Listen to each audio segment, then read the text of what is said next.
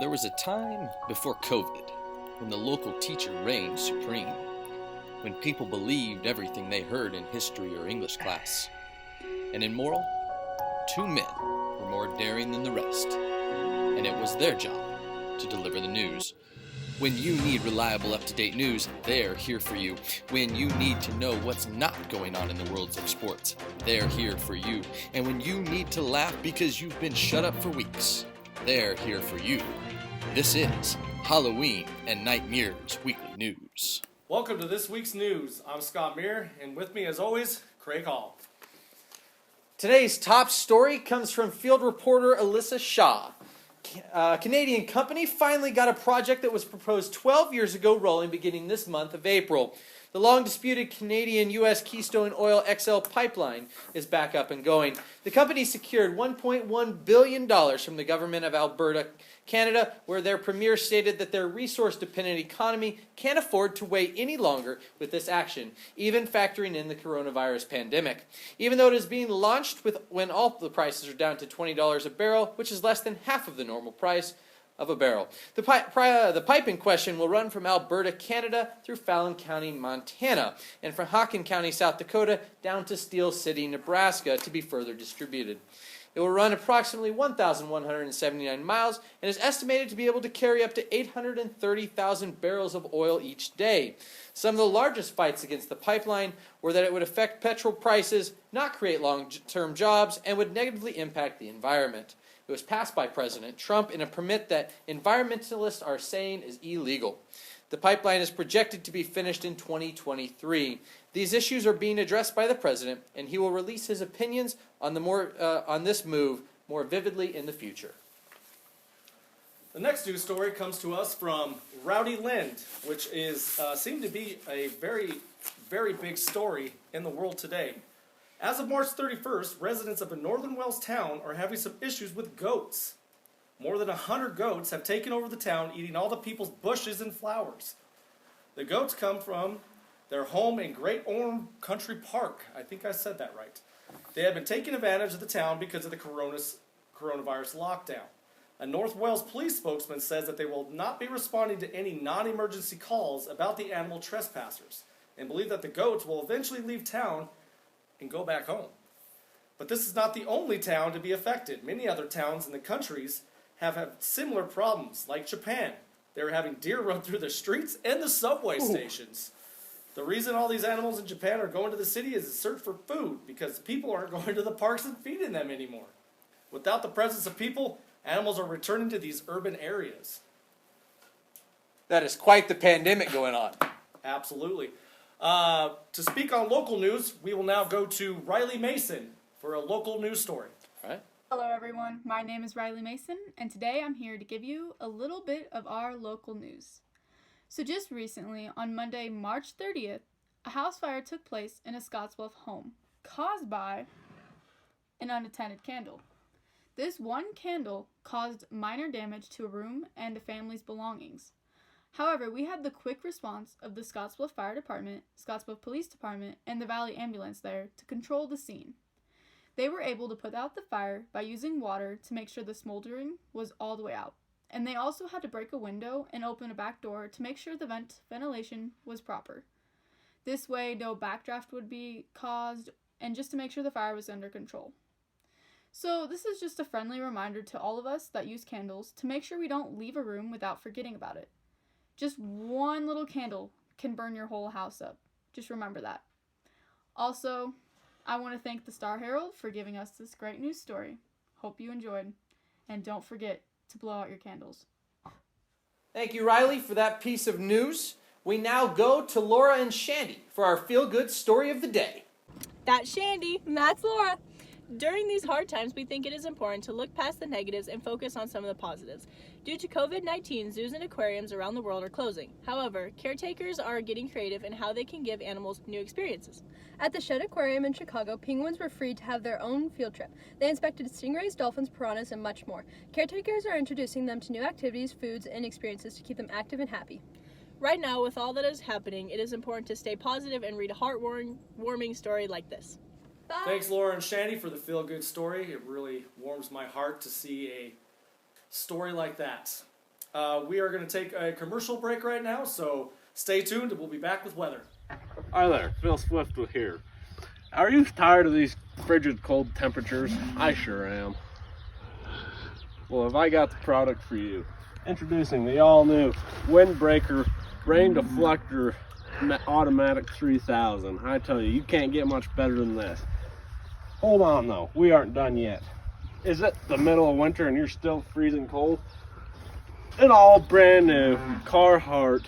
This thing will keep you warm even if you don't want to be warm. I tell you what, it's the greatest out there. I'm not done yet though. That's only covering the top part of our bodies. Your ears are still going to be cold. Introducing this all new ear flap hat. It will keep your ears from freezing off, and it will just keep them as warm as it could be. If you call today, we will throw in these two products. However, if you don't, you're gonna miss it. You don't want to miss an opportunity like this. It's all yours for $29,995.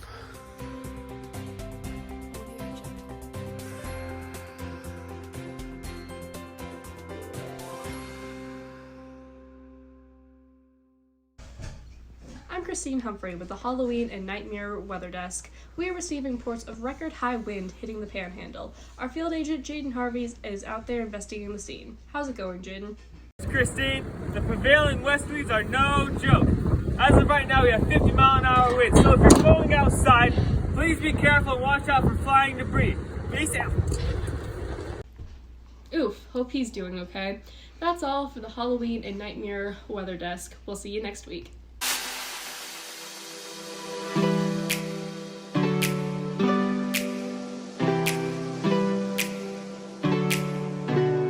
Thanks, Christine and Jaden, for that riveting weather forecast. After the break, we'll be back with more from sports. Teresa Cantino, and this week I'm going to be showing you guys pranks that my friends did during April Fools. I hope you guys enjoy. You were an awful pretender.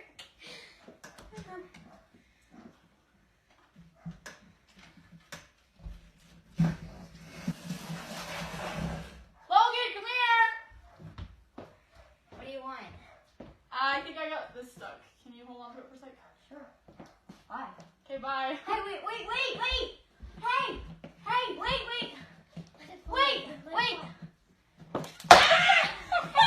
Get like 2 attempts to try to get it into that. Okay, put it back on there.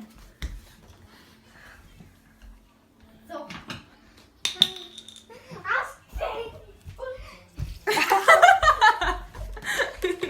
Thank you to Riley and Paris for sending in their pranks. I hope you guys enjoyed and had a real laugh. See you guys next week.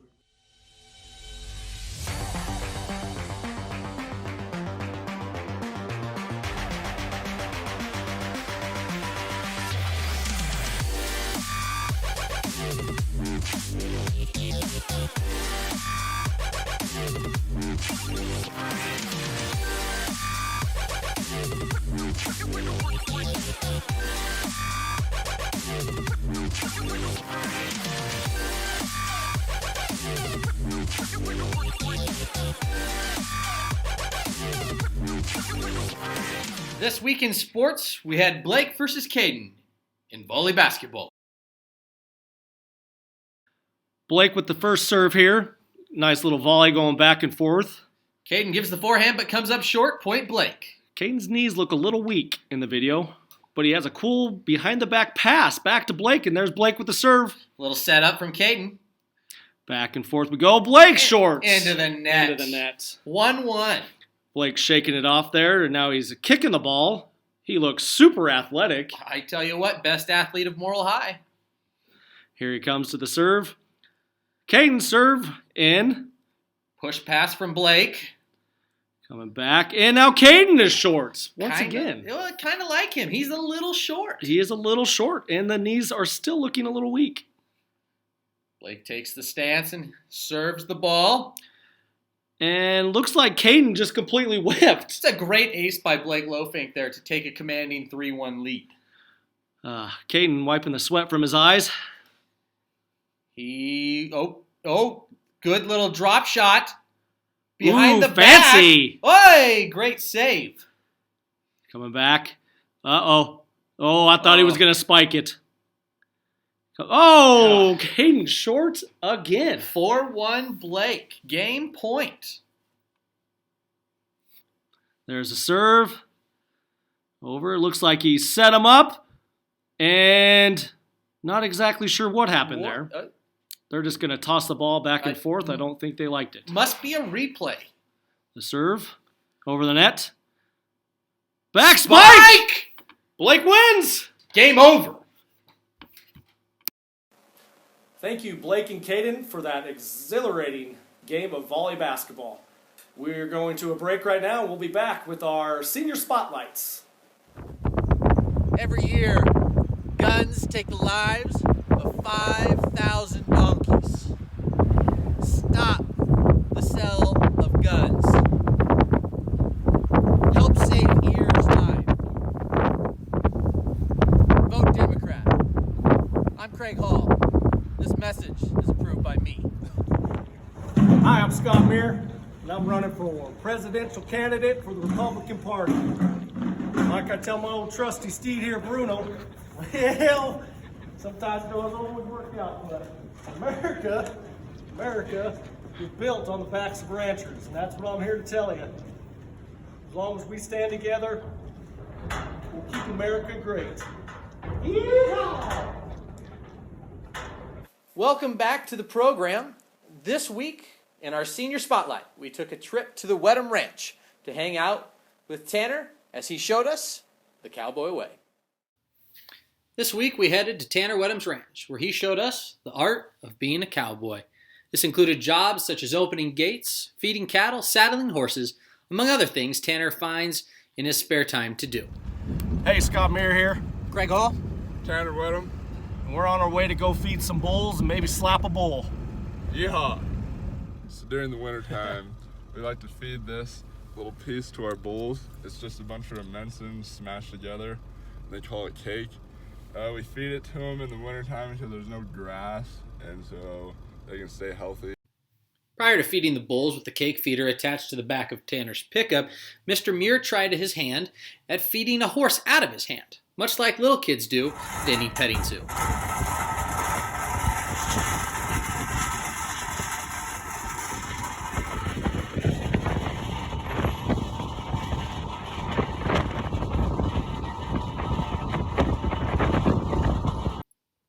And then finally, it was time to slap a bull.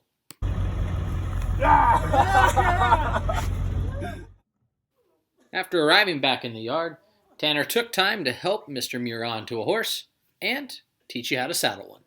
Out here on the ranch, we like to work real hard. So I'm going to show you how to saddle the pony. First, you start with your saddle blanket. You throw it up there so that, like, this far back is right in line with his front leg. And you put this on so that the saddle doesn't hurt his back or rub holes in him.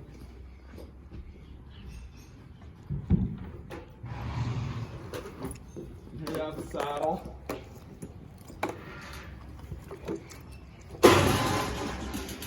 And you throw it on so that this part right here is up at his swells or his shoulder muscle or bone. And then this is your breast collar.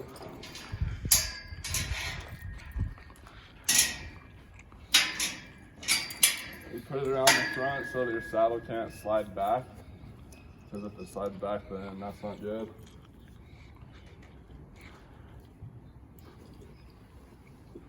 And this is your front cinch. It's like the main cinch that pulls your saddle up. You run it through a few times so that it can stay tight. And then you hook your back cinch up. And there you go. Hey, welcome back. We're out here with Tanner Wedham and touring the ranch, and we're headed to build a stone fence right now and look at some historical aspects of the ranch here. So stay tuned.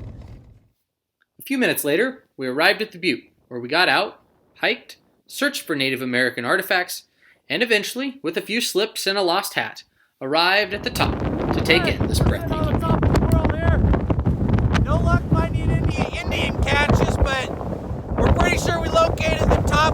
Nebraska. A little windy today. A lot of thanks to our tour guide Tanner Wedham for bringing us here. Already lost the hat. Yep. We don't even know if you can hear this video. My beard is a windsock and it's pretty windy up here. Yeah, turn that thing around.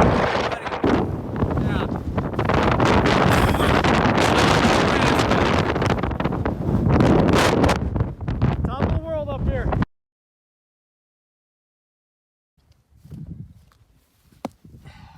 Well, looks like we're done for the day.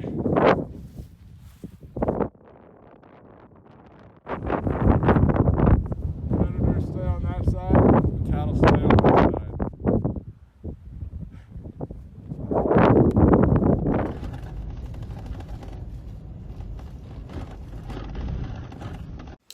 After a long, hard day of work, it's always nice to come home for a nice cooked meal. Wonder what the old lady has for us today.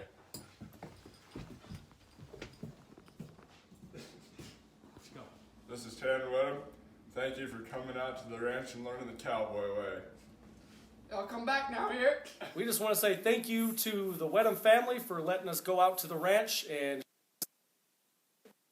up next, we have a segment with our superintendent, Mr. Joe Sherwood. Good morning. There have been a few historic events in my adult life that made a significant impact in America. Among those are President Ronald Reagan was shot and wounded in 1981. Krista McCullough and the entire crew of the Challenger died, killing 7 in 1986. The Oklahoma City bombing killed 168 in 1995. The Columbine High School shooting killed 15 in 1999. The terrorist attacks on the trade towers in the Pentagon killed just under 3,000 on 9/11/2001. Hurricane Katrina killed 1,800 people in 2005. The Virginia Tech shooting killed 33 in 2007. The Joplin, Missouri tornado killed 158 in 2011. Sandy Hook Elementary School shooting killed 28 in 2012, and the Parkland, Florida high school shooting killed 17 in 2018. COVID-19 global pandemic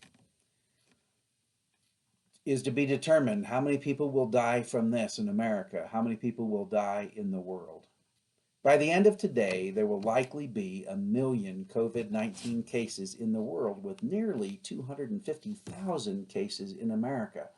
50,000 will have died worldwide, and 5,000 of those in America in just 3 months. These are historic times. The last time the world saw a pandemic was in 1917, 1918. There were estimates that somewhere between 500,000 to 1 million people died. In spite of our advancements in medicine over the past 100 years, the estimate for America is that the peak will come in the second half of April. In the next few days, according to President Trump, the number of cases of COVID-19 and the deaths per day will get to horrific levels and continue to escalate for the next several weeks. Yesterday, in just one day, 1,000 died in America, and there were nearly 30,000 new cases. Now, some may feel unimpacted and feel that the social distancing requirement and other restrictions in the country are an overreach of the government because, after all, in Nebraska, there are only 249 known cases this morning and only 6 cases in the Panhandle, Scottsbluff and Kimball counties. Please, let's do our due diligence to flatten the curve, to minimize the spread and the reach of the virus. How far this goes, how great its impact, how long it lasts, and how many people die largely depends on our commitment to limit our interactions with others. We are social people. I am a social person. We need interaction with each other. And while social media platforms do not replace the benefits we get from actual face-to-face human contact, We must rely on technology right now for the bulk of our interaction needs.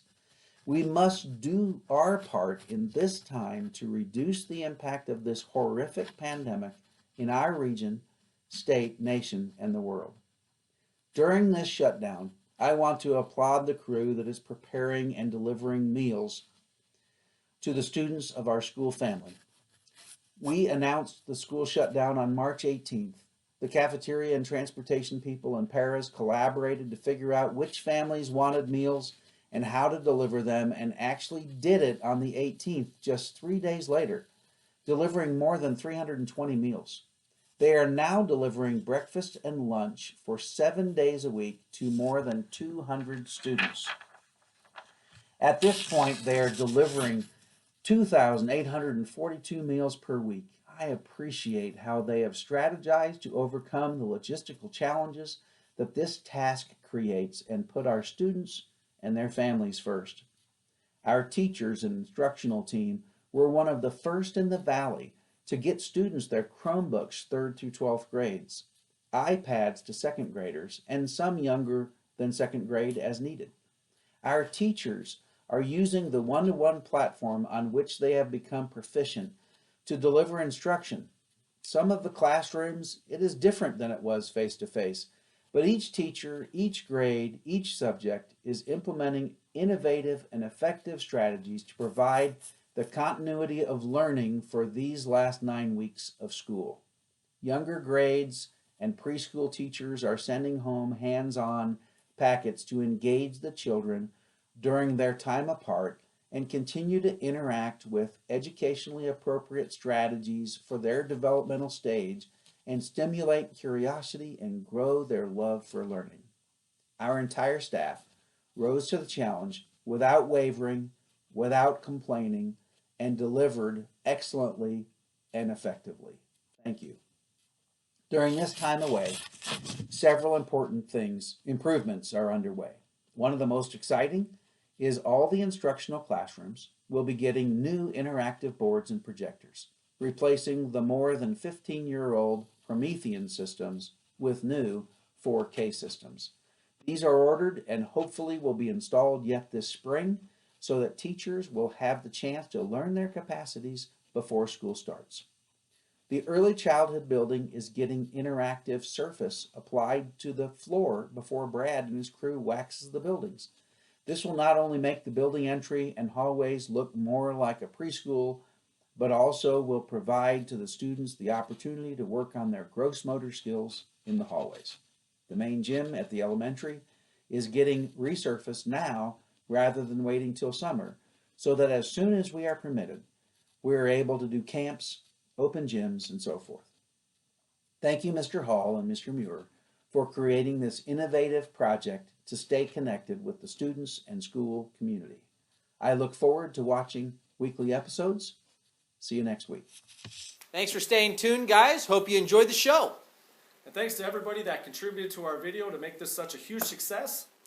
And lastly, keep it classy and not sassy. Thanks. Thanks.